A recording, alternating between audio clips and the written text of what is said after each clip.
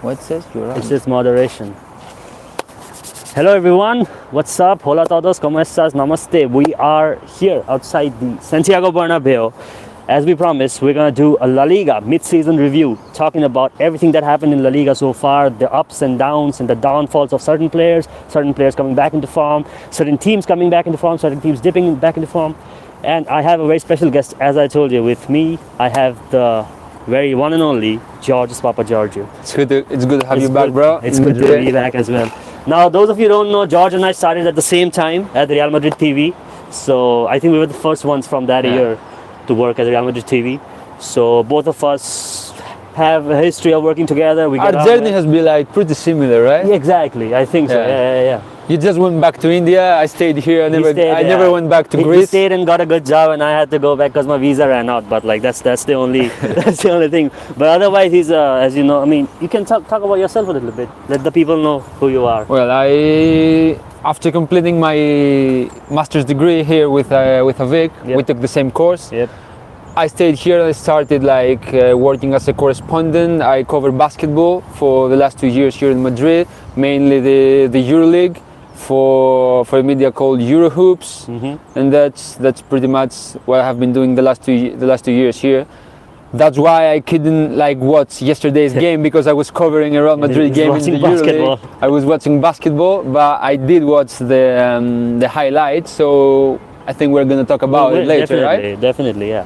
And George is working in basketball, but he is a big football fan, so he's the right person right here to be. I'm more of a football guy, let's be honest, but basketball is one of his things. Passions, yeah. So, I mean, if we talk about this La Liga season, right, before the season started, everyone had predicted Real Madrid, because of the dominant season they had, because of signing Mbappe, Endrick, and strengthening coming off the back of a double. And Atleti were stumbling at the end of the season. Barcelona have a new coach. They had troubles with finance. Of course, we're going to talk about that. And also Xavi leaving. What surprised you the most about this season so far as we entered the halfway point of the league?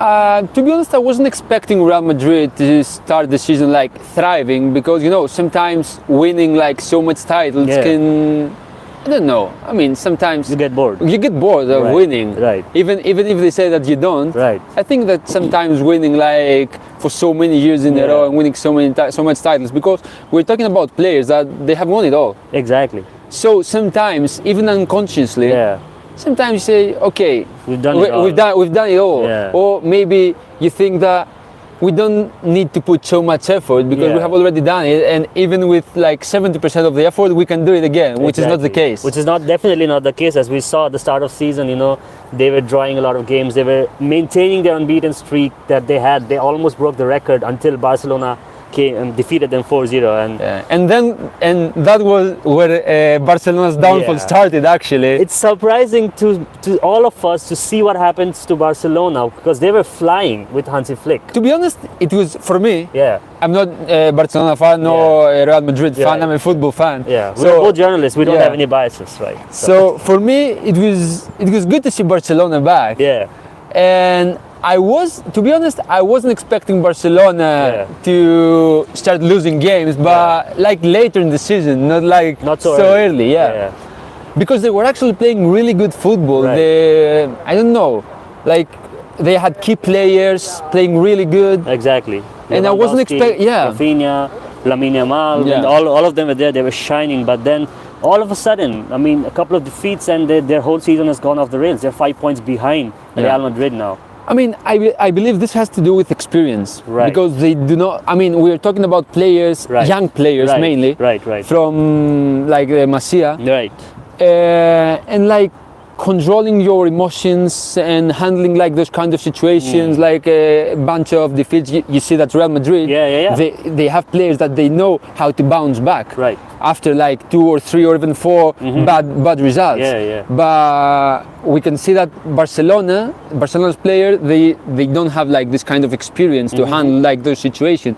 So this is the main difference between the two teams, and is the experience of the rosters. Right. Do you think the pressure got to the young team of Barcelona? You've got a 17-year-old leading the attack, you've got a 17-year-old in defense, and Iñaki Peña, he's not that young, but he's in goal, and it's a very new team. And Hansi Flick, even though he had his magic in the beginning of the season, have teams started to figure Barcelona out? 100% is like the experience plays a big part in sports in general. Right. So having the experience and knowing how to handle this situation, how to respond and keep your calm, it's key. It's key to success in sports. Yeah. But yeah, for sure, teams started like to read Barcelona's game. You can remember that in the beginning they had like this offside trap. Then teams started. Struggled with that so much. He struggled a lot actually. He was like 5 offsides in the in the Clásico. 13 people watching the stream. Hello guys, thank you for tuning in. All of us who's joining in. We're outside the Bernabeu, and we're gonna talk a lot about season so far, so make sure you tune in. Leave your questions and whatever, football, journalism, working in Madrid, living in Spain, any questions you've got, make sure to drop it in the chat and we'll answer for you. Anyways, offside trap. So I think that teams gradually started like to read Barcelona's game, and it's just normal. I mean, when you see a team playing, you can like read their game and start like make some adjustments like to face them. But for me, the worst thing is that Barcelona's game is like Lamine Yamal. Exactly. So you cannot like put like all the project in 17 years like kid. Exactly. It's just wrong. Too much for his shoulders. It's too much for his shoulders. He's an outstanding player. We can see that when he got injured, that's when Barcelona started stumbling a bit. They were finding it difficult to win games, or they were drawing a lot. But Matty Gaming says, hello brother. Hello Matty, where are you from? Make sure you drop in the chat. We are outside the Bernabeu. In case you have any questions or you want to see the Bernabeu from the outside, because we don't get access yet, but we will soon. If you have any questions, let me know, and let me also know where you're from. But speaking about Barcelona, what even is going on with Dani Olmo? Oh man, because we are talking mid-season review, right? La Liga is at the halfway point. Dani Olmo was only registered to play half of La Liga. So we're perfectly placed right now to talk about Dani Olmo. What is going on with that? Man, like it's this story. I mean, it's so weird. Like I can't remember a similar story like in the years that I have been covering like sports. No, definitely not. It's so weird because I think it's Laporta's fault. First and foremost, because he literally had one job the last 6 months. He had to find the money for Dani Olmo to be able to play for the rest of the season, and he didn't. David, apparently. And now he says that he does. But it has to go through a process that La Liga checks that Barcelona actually have the money. But that's the thing, the deadline is gone. 31st December is when he was registered until. And if they register him now, they have to do it all over again. They cannot extend the registration because the deadline has passed. And I hope you guys know that if Dani Olmo doesn't play anymore this season, Barcelona has to pay 263 million if he leaves as a free agent. And he will be able to sign with any team he wants. Anything. And he will still be paid from Barcelona until 2030, because that's when his contract expires. So it's like the most chaotic case of mismanagement I think I've seen. Sure, Barcelona has problems registering. They had troubles with Ferran Torres, they had troubles with Lewandowski, and any new signing, Jules Koundé, when he came in, had some troubles. But this is unprecedented. How do you register someone for 6 months and you don't give them a guarantee whether they'll play the new year or not? I mean, the main thing, and the one thing that we need to focus is, in my opinion, is Barcelona's credibility has taken like a huge dent. Big dent. Because just imagine being a top class player and seeing this situation. You don't want to go like in Barcelona and just not know whether you're gonna just know whether you're gonna play. Whether you're gonna get paid. You just not. And it's funny because Dani Olmo was only registered because Andreas Christensen got injured, and he was deregistered in a way. So with his salary out of the way for 6 months, it was allowed for Dani Olmo to be registered as an emergency.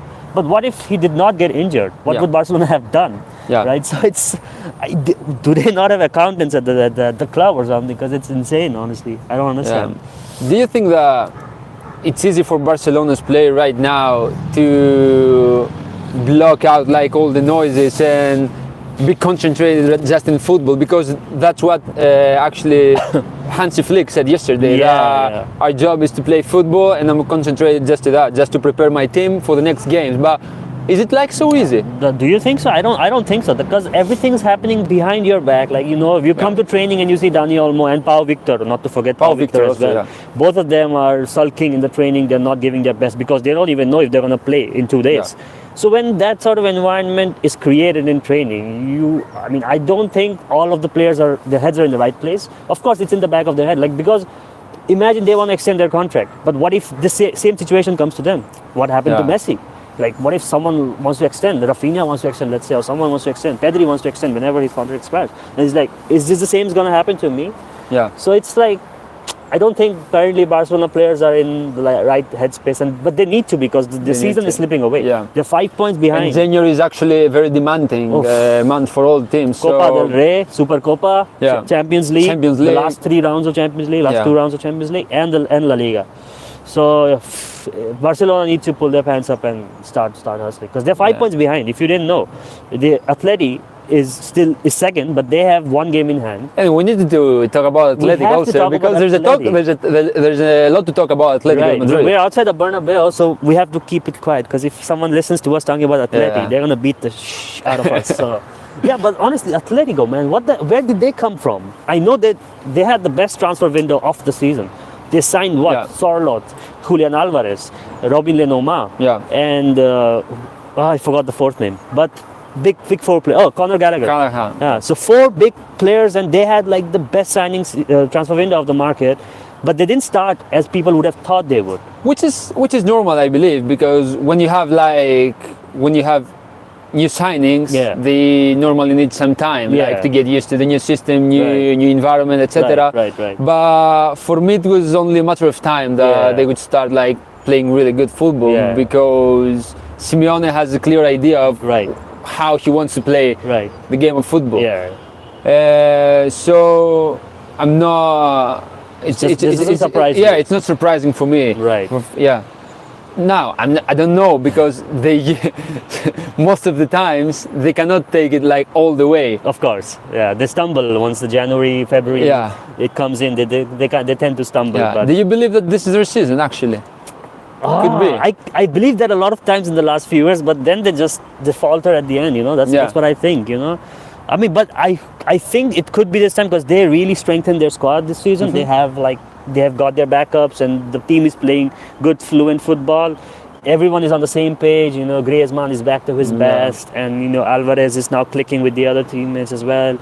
Simeone also seems to have updated his game a little bit compared to the previous seasons, where he was like letting in goals. So, like, I think last season was Atleti's worst season in the last 10 years in terms of defensive goals let in. So, you know what? Atleti do have a chance, but they have to keep it up, because they are in 3 competitions as well. They have Champions League. Yeah, they had some unfortunate results in the Champions League also. Right. So they cannot afford to slip up in La Liga. Like, honestly, Barcelona, Real Madrid, Atleti, it's a 3-way race. I know Barcelona's 3 points behind. 5 points behind if you take into consideration yesterday's game.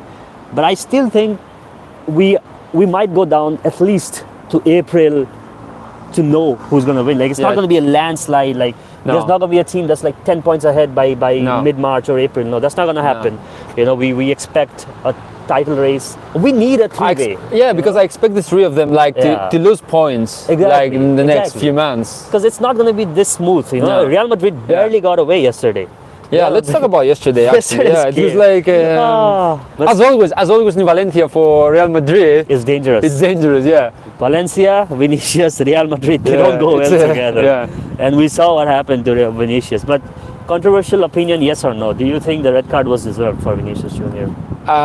No, I disagree with the red card. Right. I disagree. It was a yellow card because his reaction wasn't necessary. Right. Wasn't the right reaction. Yeah, Right. you can call it whatever you want. Yeah. But no, it wasn't a red card. I mean, it happens all the time. Yeah, those kinds of for things. sure. And it was Valencia's goalkeeper who provoked him first. Dimitrievski. Yeah, Dimitrievski. Yeah. He did it first. So Now the latest information says that Vinicius will be suspended for the next 2 games. 2 games. 2 games, yeah. So But wasn't it supposed to be 4 to 12 games? yeah, it was supposed to be 4, but I think that Real Madrid sent to La Liga some sort of document. some sort of or documents, proof. etc. Proof, yeah. And he will be available for the Supercopa, which is a good thing that's for a Real good Madrid. sign. That's a good sign. Yeah, he'll be going to Saudi down to like Yeah. face. I think they're facing who? Mallorca. Yeah. I think Mallorca. Barca's facing Athletic Club. But let's talk about Real Madrid's like mentality.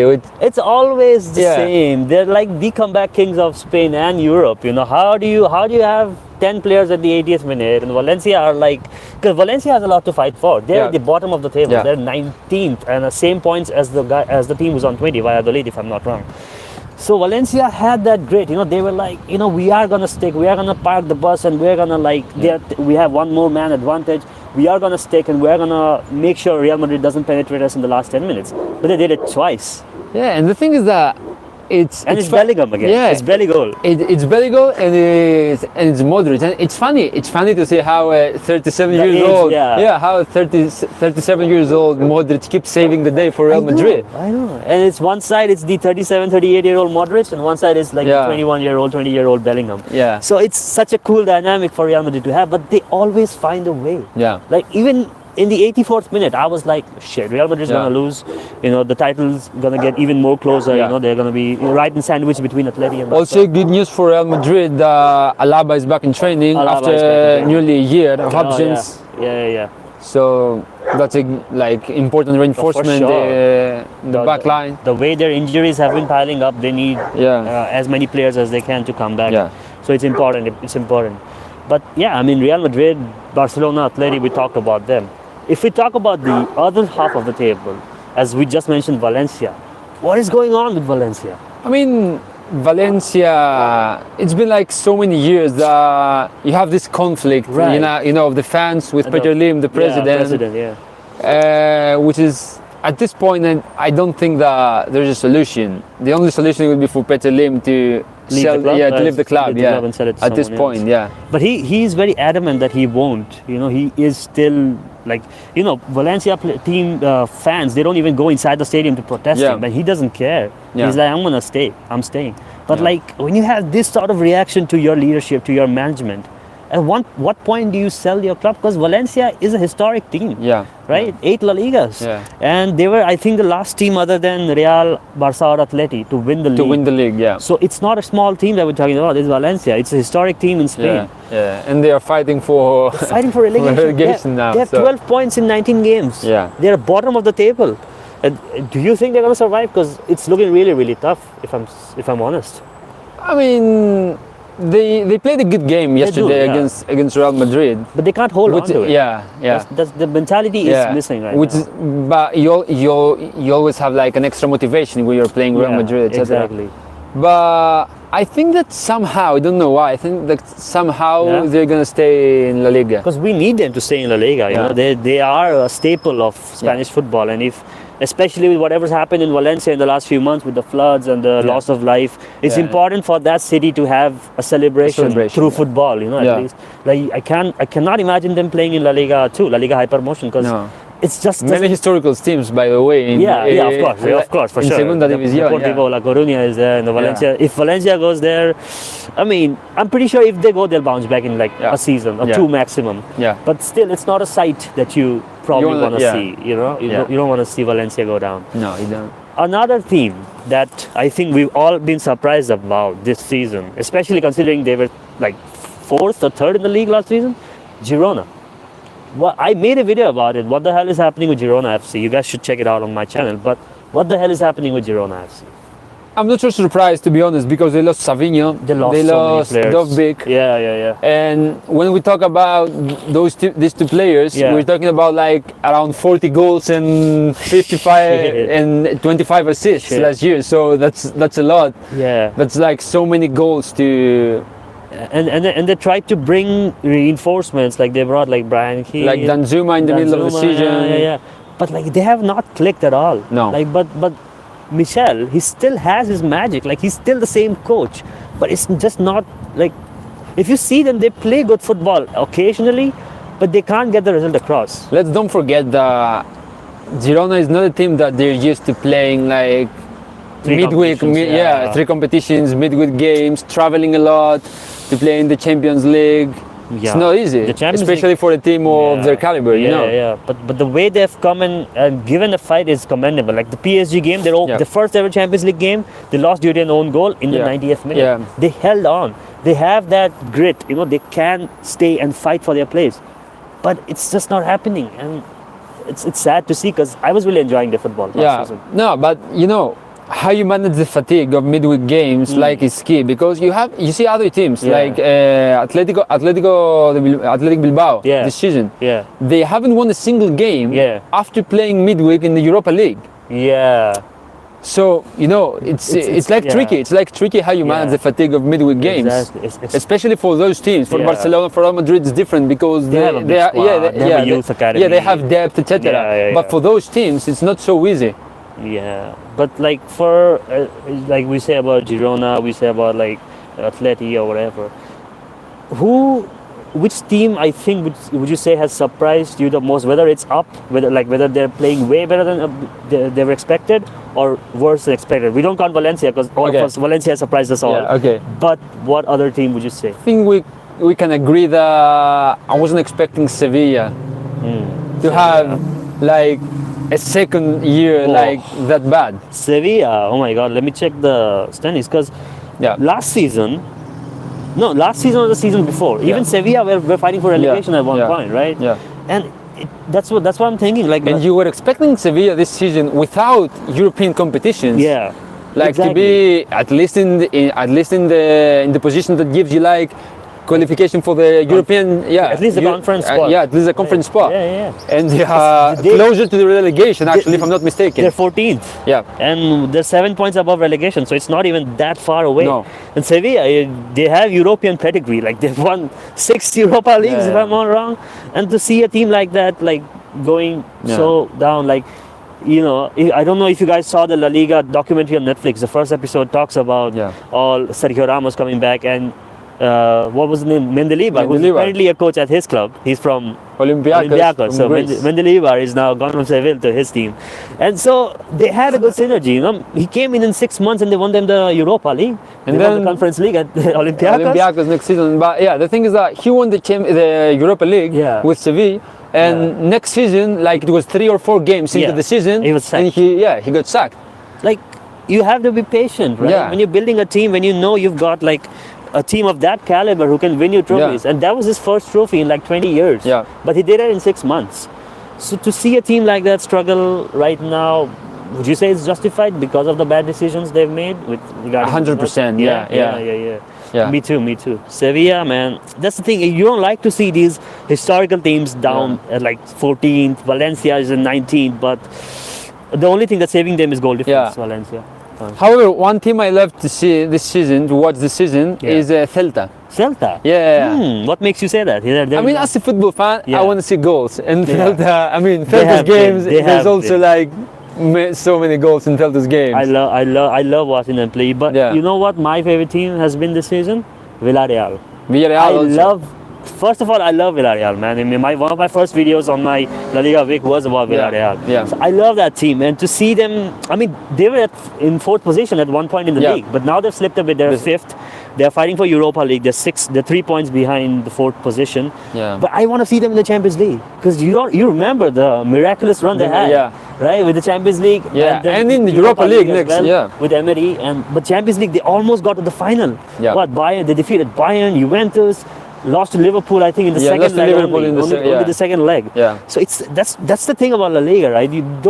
Sometimes you expect the lower teams to do exceptional, and then you don't expect the historical teams to go down and sit in 19th and 20th. So, but I mean, Villarreal is a really good team, and Marcelino has been doing like great job. Oh, he is. He's so good. Yeah, he's a good coach. He knows like La Liga. Yeah, of course. He's been coaching for years in La Liga. You know, at this point, he needs a big club. I think he needs one of the big 3s, either in Spain or he if he can coach him somewhere else. But like like in Premier League, Emery. Yeah, Emery went there. Then what? Iraola went there. Yeah. So he needs a big club, you know. I do think Marcelino's talents, like, of course, he's doing great in Villarreal. If he wins the trophy with Villarreal or gets them into the Champions League or whatever, maybe he's ready for a bigger challenge. He's been here for years. Yeah. I mean, it's up to him. If he wants to stay in Spain, like we all do, like who wants to live sunny Spain? Even though it's not sunny today, it's actually very cloudy and we're shivering. So thanks everyone who's been. Yeah, today we have like London weather here in Madrid, right? It is. It wasn't like this yesterday, you know. It wasn't like this yesterday. We were, even the day before, like I was out in the city and it was sunny. Even if it was cold, at least it was sunny. There was sun, right? Yeah. You come to Spain for the sun, but then now you don't have it. We were actually going to do this in the Metropolitano, but then that's like outside of the city, so it's even more cold. But we actually wanted to talk to some Atleti fans outside the stadium and ask them their expectations of the league and the season they're having so far, and whether they're happy with Simeone's, you know, all the tactics and stuff like that. But that didn't happen, so we're here at the Bernabeu, which is not a bad place. No, definitely. I mean, we've been. This is like our second home, you know. When we were working for the TV, we've been here. Like, not here. Nowadays he works he goes to the Real Madrid games at basketball, not football anymore. But we did here. It was like our first stand-ups. The first stand-ups, yeah. Outside, one of them was outside the stadium where we did our first. You did from the museum. Yeah. I did from the pitch, and the second time we both did from the outside the stadium. And the third time was on the stands, right? Yeah, it was on the stands. The third time. So we did three good stand-ups here, but we also did stand-ups at the Valdebebas. At Valdebebas as well. Training facilities of Real Madrid. We saw Real Madrid train. We said hi to players. We met players. We went to the players' bedrooms, which sounds very wrong, but we did. We did. You know, we went to Benzema's bedroom. Yeah. No, that's not a good place to go. But still, it's fun. It's fun being here in Madrid, and it's just talking about Spanish football. And I mean, I think if this stream is good, if you guys like this stream, maybe we can do it more often. You know, maybe we can get some more guests. Yeah. You know, we are in Madrid. I mean, we know people. We can have some like guests that. Why not? Could bring like different angles. Different angles, stories. yeah. And we are in Madrid. We've got 5 football clubs playing in the first division, so we'll never run out of things to say. Yeah. And you know, we know people, and people know us. You know, so if you guys liked what you see right now, you know what?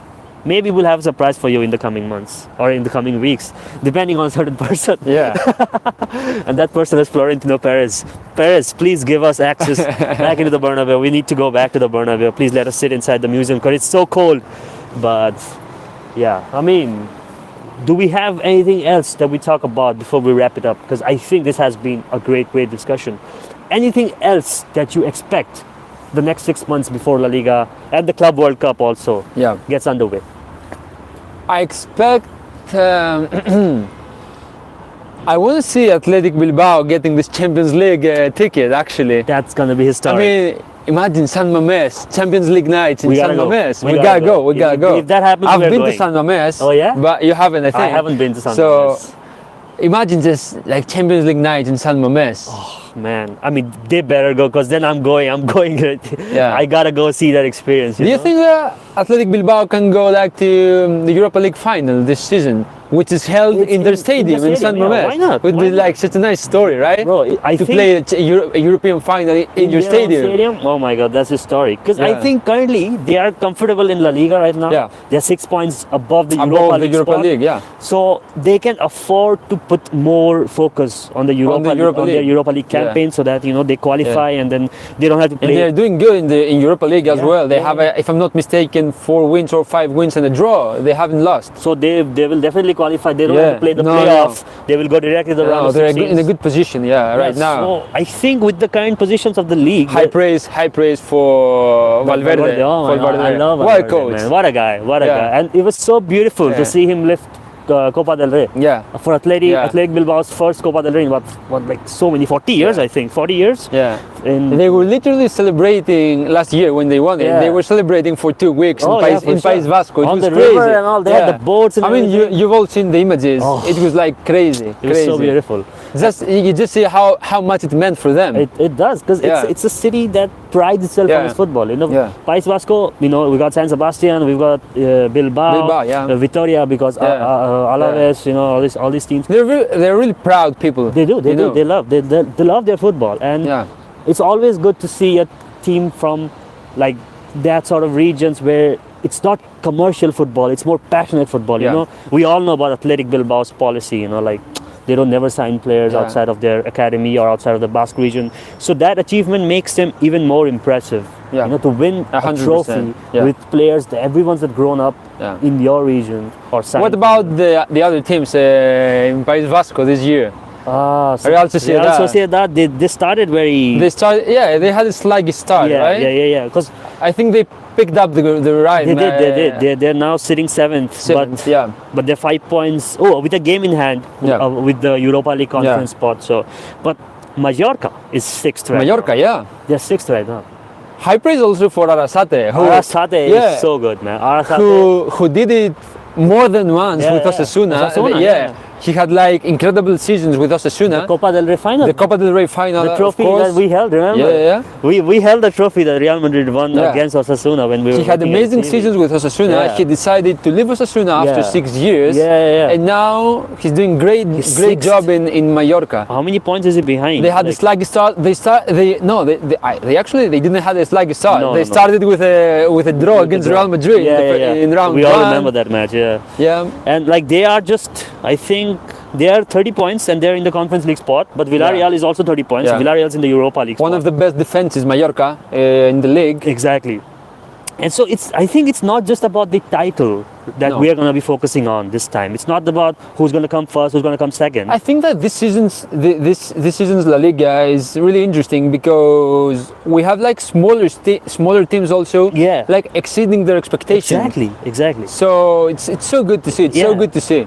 And I'm pretty sure when we do this stream again, we are not going to just talk about who won La Liga or who came runners up or who is in the Champions League. We're also going to talk about who's in the Europa League and Conference League, because right now you cannot differentiate, you cannot predict who's gonna be at the end of the season, who's gonna get what position, who's gonna get relegated.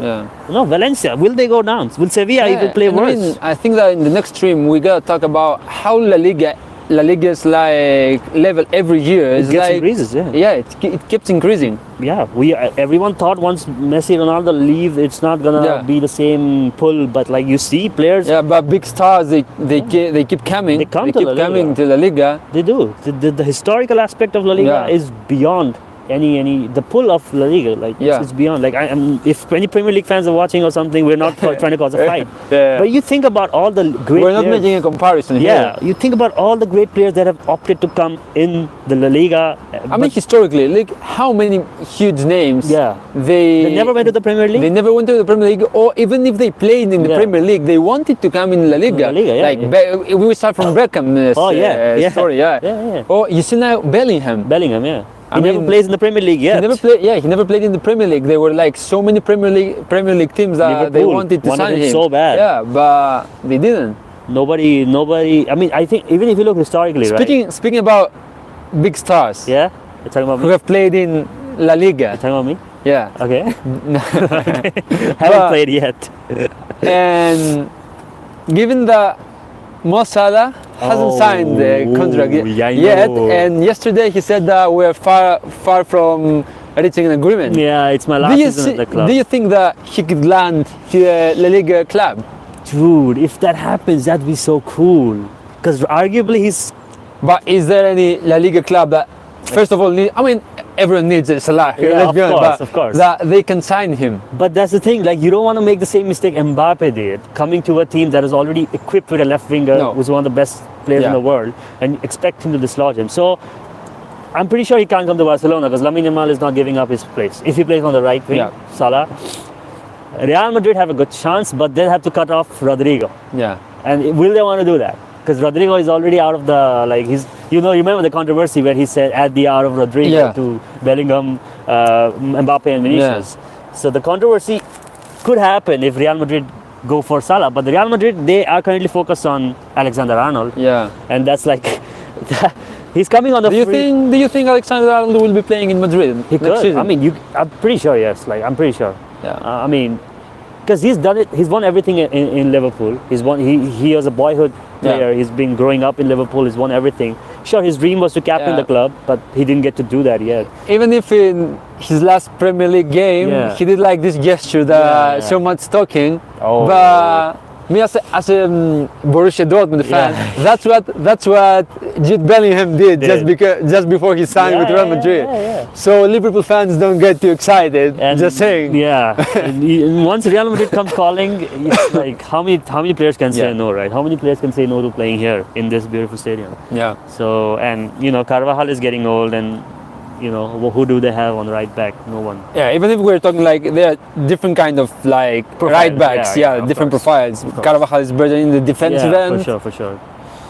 But yeah, I mean, I saw a report yesterday because Real Madrid are going to sign him for free anyways in the summer, right? So they are going to offer Liverpool 20 million euros in the summer just for fun if they can sign him early. It's like such a shit posting, brain rot sort of deal by Florentino Perez. Like, what is he thinking? But it'd be so cool if he joins in the summer, the winter. But that's definitely not going to happen. Yeah. Also, there are reports that Real Madrid is going after Alphonso Davies. Oh yeah. So but I think that's cool. Are we ready for Galacticos number 2? Man, are we? Do we do? I mean, I don't even know what we expected of Mbappe. Remember what we expected of Mbappe before he came in? We were like, you know what? This guy's gonna rock the stadium, and everyone's gonna be going crazy.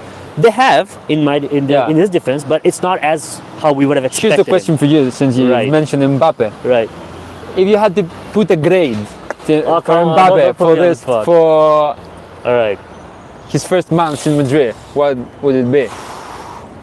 I'll give him a 6.5 out of 10. Okay. I think because of the player he is, and because we know what he can do. Bro, he is good. It's just right now in the system he's not able to find his feet. But then when Vinicius was out, he was shining on the left wing. Vinicius came back. Now Vinicius is out again for 2 games. So you expect him to shine again. But that's the thing. He can't expect Vinicius to keep getting knocked out of games to show his best side. He has to. He has to show and let's not forget that, because I see people and journalists and fans mainly that they expect him like to score as many goals as he was scoring in Liga. First of all, the level of Liga is not the same, and second, he wasn't playing on the center. He was playing on the wings. Yeah, exactly. And if you see Paris Saint-Germain, the team was also kind of built around him. Yeah. Right. Of course, we know the big contract he had, but even without that, the team was kind of built around him. Yeah. So it was easy for him to take on the free roaming role and do whatever he wanted. But like with Real Madrid, you don't get that. No player gets that privilege. Yeah. To have your own space and do whatever. In the recent history, there has only been one player that had this privilege, and it was Cristiano Ronaldo, of course. And it's so wrong for me that. Okay. Outside the Bernabeu. And this better give me a 1 million views because I did the Sue outside the Bernabeu. But anyways, it's so. You're injured. Pulled my hamstring, I think. Oh, I've been walking a lot. My house is too far from here. Anyways, sorry. But it's so unfair for Mbappe to make like comparisons from now. No. With Cristiano Ronaldo. No. The only we can do this like 15 years from now. For sure. I mean, that's the expectation. That was the expectations of everyone who was thinking about Mbappe coming to Real Madrid, because he is starting the third Galactico era, like how Ronaldo did the second Galactico era, right? Figo did the first. I mean, fans and we as human beings, we have like that tendency, like to compare football players, as we do with Lamine Yamal and Messi. Of course. Which is also unfair. It's unfair for Messi, and it's unfair for Lamine Yamal. Exactly. It's unfair for the two of them, you know. Exactly. I know. I mean, you are Messi, you have won everything, and they're comparing you with a 17 years old, with an extraordinary player. But these comparisons will be valid in 15 years from now. For sure. They have to prove consistency, you know? Because you can do it 1 year, you can do it for 3 years, for 5 years. Yeah, exactly. But it's the longevity. They have been doing it for nearly like 20 years now. Of course, they're still doing it. They're still doing it. Yeah, sure, their levels of the league is different, but they still do it. Like, you know? So, I mean, it's too early for comparisons. It's too early to say what Mbappe is going to become, how long he's going to be here at the Bernabeu playing, what's Lamine Yamal going to become. But we are looking forward to a good rivalry coming up in the coming Lamine years. Yamal, who will be back in action in about a month. Yeah. Oh, yeah. That's. I think once he comes back, Barcelona will need him with they Yeah. need the boost from Lamine Yamal's Yeah. game, because otherwise they're 5 points behind in the league, in the Champions League, the knockouts are coming up. Lewandowski also started like the season incredibly. Dude, he has 16 goals Yeah. so far mid-season, and he just now faltered, yeah. I don't know he why. hasn't been finding the back of the net like as he used to in the start of the season. But the synergy between Lamine and Lewandowski Yes. and Rafinha, Yeah. they were Yeah. deadly. I think they were the best attacking trio, yeah. in Europe for a while. The first 2 months of Yeah, the yeah, season yeah. for sure. For sure, they were so good. Rafinha was scoring hat tricks. Lamine Yamal had a hat trick of assists. Yeah. Lewandowski was scoring hat tricks. So it was like they were so good. And we all Yeah. thought Hansi Flick came and revitalized these players. And now they're 5 points behind in the league. The knockout rounds are coming up for the Champions League. Yeah.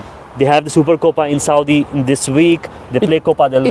It's a year of contradiction for Barcelona, yeah, because you have Barcelona winning here in the Bernabeu Yeah. 4-0 with 8 players from Masia. Exactly. And then you have Barcelona, for example, losing to Osasuna. Osasuna, yeah. So it's a year of contradictions for Barcelona. Let's see if they can get things like. Exactly, because it's surprising because Barcelona fans. I mean, I was in Barcelona recently. I was talking to a lot of fans outside the Camp Nou. Outside the Montjuic. I went there when they lost the last minute.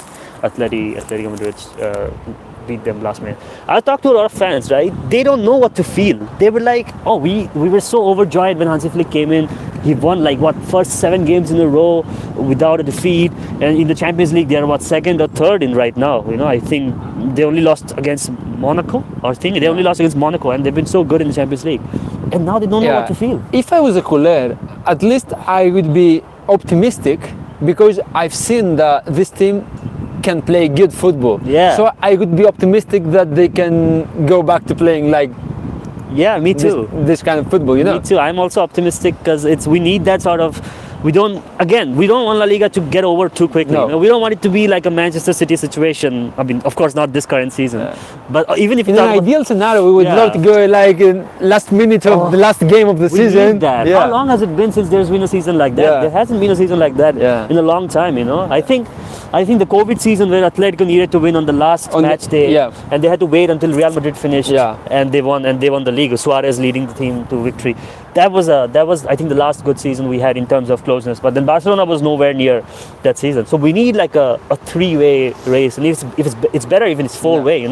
We need to see that. But I think so far, right now, first 6 months, 5 months of La Liga, the mid-season point is shaping up to be really, really good. Yeah. I mean, if you're a La Liga fan, no matter what team you support, if you support Real Madrid, you support Atleti, you support Barcelona, or any of the other teams, just watch Spanish football. Just watch La Liga. Watch the Champions League. Watch the Europa League. Every team is playing so good. And if you don't have a team yet, pick a team. You've got 20 good teams. You never know who comes up, who goes down.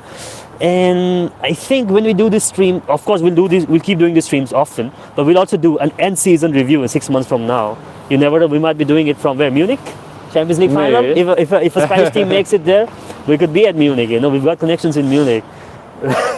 So you never know, we can get accredited and we could be there. So with that, I think it has been a very, very productive stream. We've talked a lot, we've laughed a lot, and we have explained and understood everything that's going on in Spanish football. If we missed something, this video is going to be up forever, so you can always go and check back it and comment if you wanted us to talk about something, and we will talk about that in the next stream. With that, final thoughts, George, before we head into the next half of the season. What do you think is going to happen to La Liga 6 months? 6 months from now? Yeah. I don't like making predictions. Yeah. I just want to see how things evolve. So I won't make any prediction. Right. I will just enjoy the rest of the season. Me too. Yeah. Me too. So diplomatic, right? Exactly. This is how you know a media person. Yeah. When we talk about media training, right? Players have to go through media training. Yeah, even media people. Take notes. Even media people have to go through media training. Yeah. I mean, for me as well, I think as long as it's a good fight all the way until the end, it's gonna be great. That's the thing. I just want to see a good fight. Exactly. And in case any of the 2 Madrid teams win, don't worry about the coverage because I'll be here. If Real Madrid wins, we'll be here outside. If If Atleti wins, we'll be at the Metropolitano because it's going to be summer. It's not going to be cold, so we're going to Yeah. be cool. We're going to be chilling. So, with that being said, George, thank you for coming to this stream. Thanks for having me, Thanks bro. for being on La Liga Week. It's been a while since we did a stream on La Liga Week, and as we said, if you liked what you saw, if you enjoyed the conversations we've had, then we might have something in store for you very quick. Yeah, Right? they better stay tuned because You have maybe new projects are coming You have the next to. month. We can't talk You never about know. it, comunicado No? oficial, pero Yeah. something's gonna come soon. With that being said, thank you for tuning in, everyone. We are, before we go, in case you know, we had a special guest with us as well. We had Mahatma Gandhi with us as well. No, for real, it's Mahatma Gandhi. Look, we had Mahatma Gandhi tuning into the stream as well. It was a good stream, and right, that's the Bernabeu, and we could have gone much closer, but it's like way too cold and there's not good enough places to sit there. But anyways, thanks for joining. It's been a great stream. It's me, Vic, signing off. La Liga Vic, George. See you guys. Okay, see you next time, and thanks everyone who's tuned in. Goodbye. Okay, got it. Last part was embarrassing.